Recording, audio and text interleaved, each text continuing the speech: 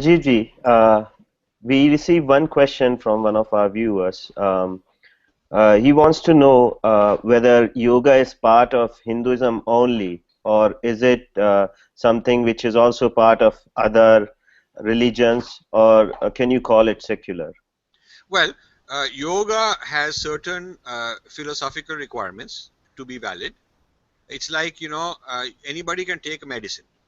I mean, if Bristol Myers invented a medicine, doesn't mean that it won't work on other people. Anybody can take it. Okay, so the whoever has produced a particular thing, you know, the, regardless of who has produced a particular thing, it can be used by anybody. But what effect will it have? If a medicine is being taken, they will tell you that if you take alcohol with it, it will have a bad effect. If you take such and such thing with it, it will have no effect. And if you do it in such and such way, it will have a good effect. They will tell you, so your lifestyle and what else you are taking will determine the effect it has, which could be positive, neutral, or negative. So similarly, in the case of yoga, you have to have the deep state of consciousness that it takes you to, because it's not just a physical transformation. The deep state of consciousness it takes you to.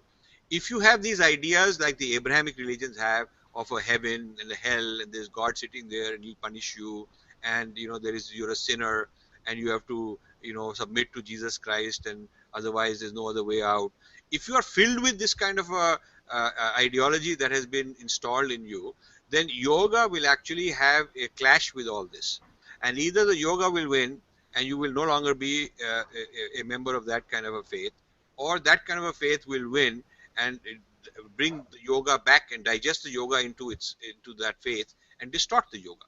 So the effect of yoga on other traditions depends on them, whether their ideas are compatible with the ideas that yoga requires. So, and this is a large subject. I think if you read my book, Being Different, you will get a lot of ideas on this. And if you read Indra's Net, you will get even more ideas on this, on what is the ecosystem that yoga requires. As you know from technology also, you cannot just take something out of context and just start using it. There's a whole ecosystem. It's part of that. So yoga is part of a lifestyle. It's a part of an ideology. It's a part of a worldview about the nature of reality, the nature of the self, what happens to us after we die, the idea of karma, the idea of reincarnation. These are all inseparable from yoga. Now, if the other traditions want yoga, they can have it, but they have to take all of this. They cannot just take yoga separated from the rest of it. They have to take all of it as a package deal. But they don't want to take all of this as a package deal because it destroys and undermines many of their sacred assumptions. So the problem is not yoga being unavailable to others.